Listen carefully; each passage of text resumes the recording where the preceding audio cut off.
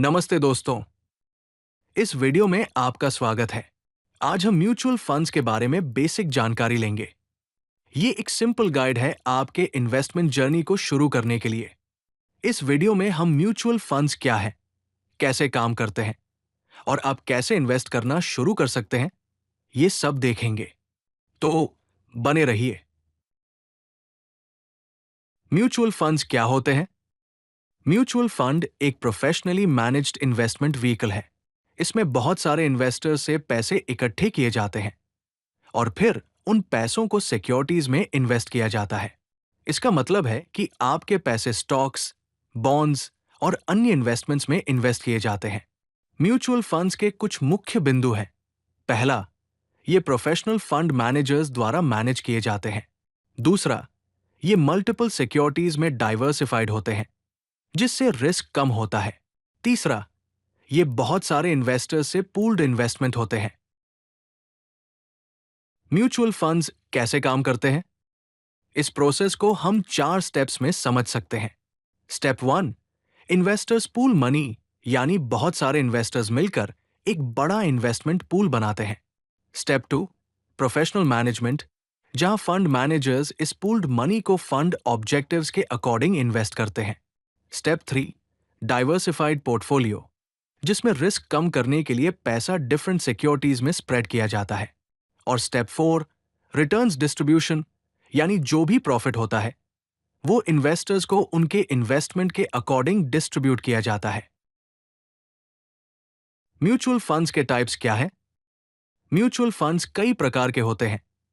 हर एक का अपना इन्वेस्टमेंट ऑब्जेक्टिव और रिस्क प्रोफाइल होता है। कुछ आम प्रकार हैं इक्विटी फंड्स, जो मेनली डिफरेंट सेक्टर्स और मार्केट कैपिटलाइजेशन की कंपनीज के स्टॉक्स में इन्वेस्ट करते हैं। इनका एम लॉन्ग टर्म में कैपिटल अप्रिशिएशन होता है। डेट फंड्स, जो गवर्नमेंट बॉन्ड्स, कॉर्पोरेट बॉन्ड्स और मनी मार्केट इंस्ट्रूमेंट्स जैसे फिक्स्ड इनकम सिक्योरिटीज में इन्वेस्ट करते हैं। इनका फोकस रेगुलर इनकम जनरेशन पर होता है। हाइब्रिड फंड्स, इक्विटी और डेट इंस्ट्रूमेंट्स का मिक्स होते हैं और ग्रोथ और स्टेबिलिटी को बैलेंस करते हैं। सेक्टर फंड्स, जो स्पेसिफिक सेक्टर्स जैसे टेक्नोलॉजी या हेल्थ केयर में इन्वेस्ट करते हैं। Liquid funds, short term money market instruments में इन्वेस्ट करते हैं और हाई लिक्विडिटी प्रोवाइड करते हैं। और इंडेक्स फंड्स, जो निफ्टी या सेंसेक्स जैसे मार्केट इंडेक्स को पैसिवली ट्रैक करते हैं। म्यूचुअल फंड से जुड़े कुछ इंपॉर्टेंट टर्म्स क्या है?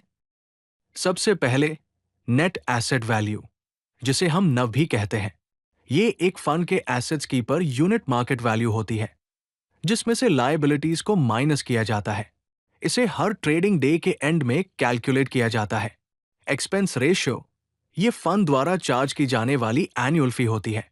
इससे ऑपरेटिंग एक्सपेंसेस कवर होते हैं और ये एसेट्स के परसेंटेज के रूप में एक्सप्रेस किया जाता है। सिप, यानी सिस्टमैटिक इन्वेस्टमेंट प्लान, ये म्यूचुअल फंड्स में रेगुलरली एक फिक्स्ड अमाउंट इन्वेस्ट करने का तरीका है, जो टिपिकली मंथली या क्वार्टरली होता है। एग्जिट लोड, ये फी तब चार्ज की जाती है जब आप फंड यूनिट्स को एक स्पेसिफाइड पीरियड से पहले रिडीम करते हैं, जो यूजुअली नव का परसेंटेज होता है। फंड फैक्ट शीट, ये एक डॉक्यूमेंट है जो फंड के परफॉर्मेंस, होल्डिंग्स और इन्वेस्टमेंट स्ट्रैटेजी के बारे में की इंफॉर्मेशन प्रोवाइड करता है।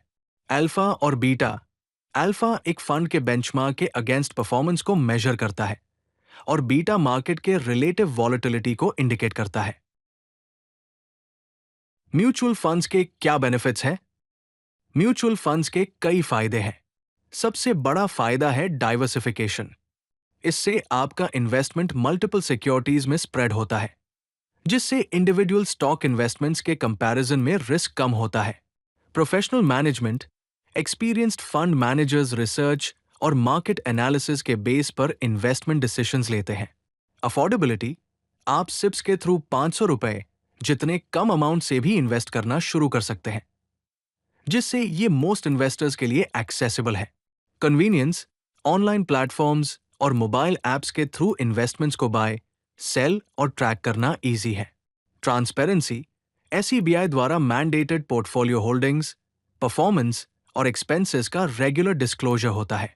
Tax benefits, ELSS fund section 80C के अंडर टैक्स डिडक्शंस ऑफर करते हैं, जिनका relatively short lock in period 3 साल का होता है। म्यूचुअल फंड्स में इन्वेस्ट कैसे शुरू करें? सबसे पहले डिफाइन योर फाइनेंशियल गोल्स।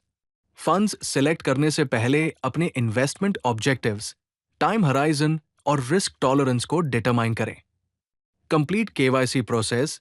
अपने केवाईसी यानी नो योर कस्टमर वेरिफिकेशन को आधार, पैन कार्ड और एड्रेस प्रूफ के साथ कंप्लीट करें। Choose investment platform, AMC websites, bank portals या ग्रो, कुवेरा या जीरोधा जैसे इन्वेस्टमेंट एप्स में से सिलेक्ट करें। सिलेक्ट सूटेबल फंड्स, रिसर्च करें और ऐसे फंड्स चूज करें जो आपके गोल्स, रिस्क प्रोफाइल और इन्वेस्टमेंट हराइजन के साथ अलाइन होते हैं। स्टार्ट सिप और लंप सम। डिसिप्लिन इन्वेस्टिंग के लिए रेगुलर सिप से शुरू करें या प्रेफर्ड हो तो एक लंप सम अमाउंट इन्वेस्ट करें। म्यूचुअल फंड कॉस्ट्स को कैसे समझें?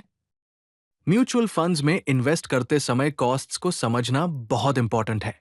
एक्सपेंस रेशियो ये एनुअल फी है जो fund management fees, administrative costs और अदर एक्सपेंसेस को कवर करने के लिए चार्ज करता है। ये टिपिकली 0.5% से लेकर 2.5% तक हो सकता है। एंट्री लोड ये फंड यूनिट्स खरीदते समय चार्ज की जाने वाली वन टाइम फी होती थी, लेकिन करंटली एसईबीआई ने इसे इंडिया में सारे म्यूचुअल फंड्स के लिए बैन कर दिया है। एग्जिट लोड ये फी तब चार्ज होती है जब आप एक स्पेसिफाइड पीरियड से पहले यूनिट्स रिडीम करते हैं। यूजुअली ये परचेज के 1 साल के अंदर रिडीम करने पर 1% होता है। इसके अलावा एक्सपेंस रेशियो आपके रिटर्न्स पर भी इंपैक्ट करता है।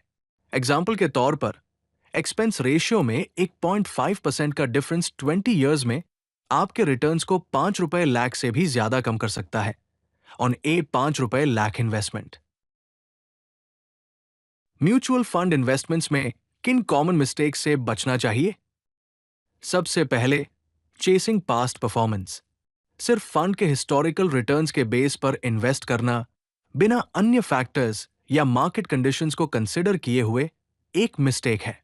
इसके बजाय बेटर अप्रोच ये है कि आप मार्केट साइकिल्स में परफॉर्मेंस की कंसिस्टेंसी को इवैल्यूएट करें और फंड की इन्वेस्टमेंट स्ट्रैटेजी को कंसिडर करें। दूसरी मिस्टेक है इग्नोरिंग एसेट एलोकेशन, यानी बिना प्रॉपर एसेट एलोकेशन स्ट्रैटेजी के इन्वेस्ट करना जो आपके फाइनेंशियल गोल्स और रिस्क टॉलरेंस के साथ अलाइन होती हो।